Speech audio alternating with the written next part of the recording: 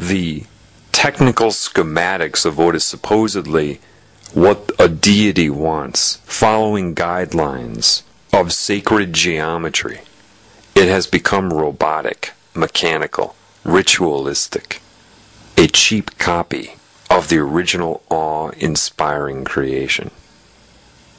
From any group or person innervated by the Spirit, to make the identity of the group or person be the Spirit. You see, this is why sometimes somebody commanded by Spirit will speak in the first person, like Christ would have. I am the Alpha and the Omega. In that time, I'm quite certain the organization of his cells and his mind was what I'm talking about here. The why was the what was the why, the Spirit innervated it, and now his organization, the organization of his mind, was now commanded by Spirit. His identity was the Spirit, therefore speaking in first person would have been appropriate, yet misunderstood by anybody that didn't know what this was, that was blind to what occurs around them. The blind would accuse him of claiming to be God, when the truth was, in those moments, he was.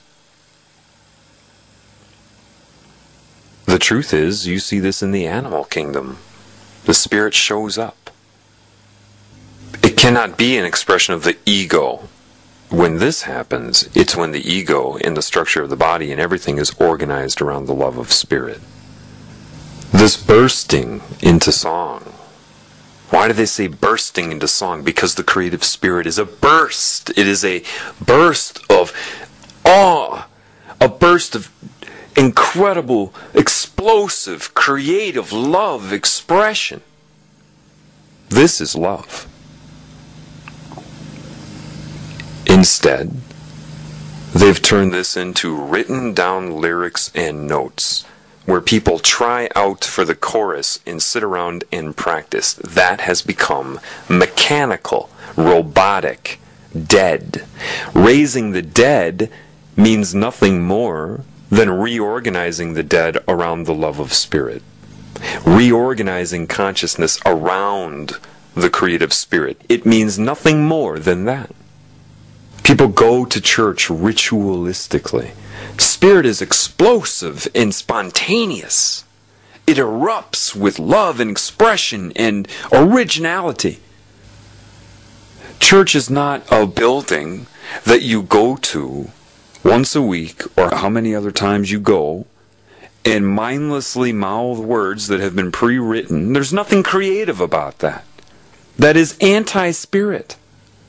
You may have repetition, sure, but if you do it the opposite way, if you seek the repetition for the sake of repetition, with a bored, conforming look on your face, that's not it. The formulation of an inner city gospel, where you've got black people that just explode into song, they knew. And that's why you feel it. That's why they would say, "Can you feel me?" It's beyond linear words. You can sing the same note with a dead, unorganized consciousness in isolation, and sing the same note being innervated and commanded by a Spirit. You will feel the difference. The Spirit embeds itself upon any expression. One seems alive and awakens you. The other is monotonous, boring, and dead.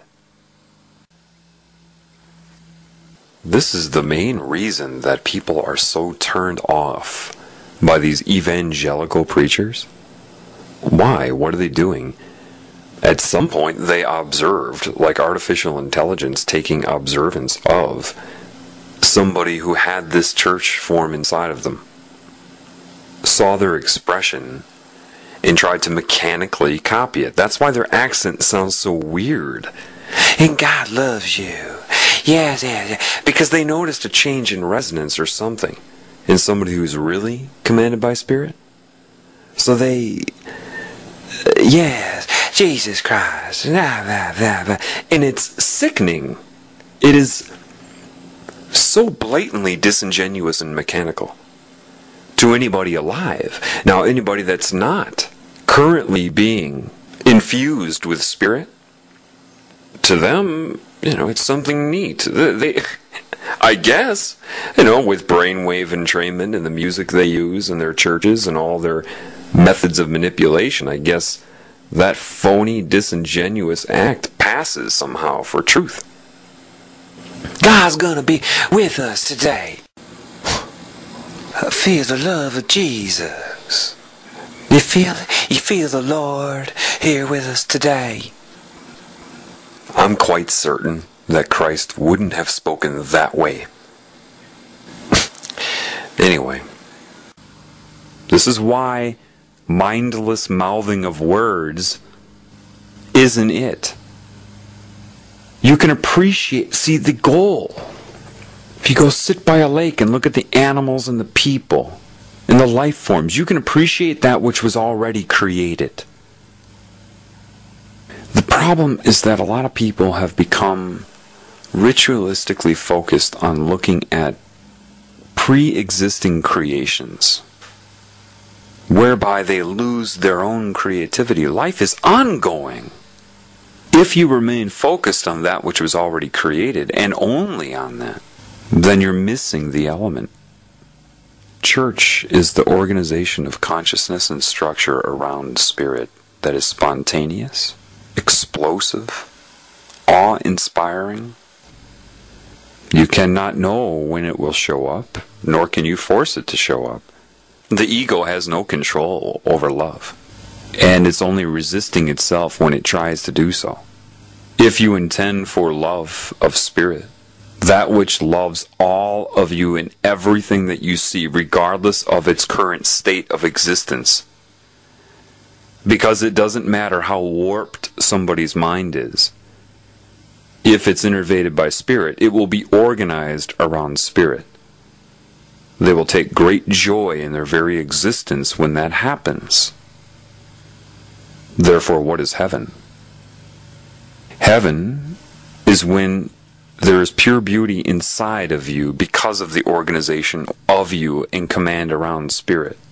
So that which you perceive to be outside of you has the same beauty, the same awe.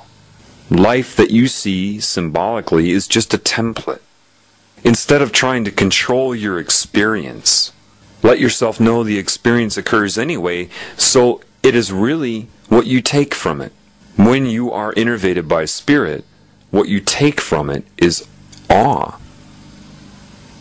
When you're following your own ego into a fortress of isolation, you're running from pain and chasing pleasure.